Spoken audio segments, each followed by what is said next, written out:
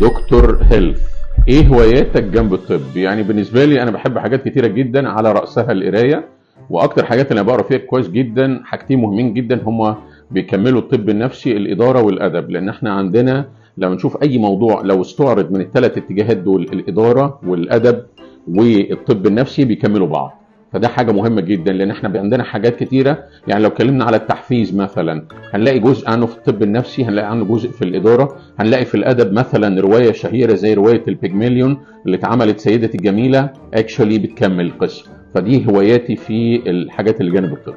بالنسبه لوقت الفراغ، يعني جزء كبير جدا، بما انا راجل بتاع طب نفسي واداره، جزء كبير جدا من وقت الفراغ لازم يكون رايح لتطوير الذات، لان دي حاجه مهمه جدا. الشخص كل يوم لازم يتطور ويحط لنفسه خطه كده تطويريه.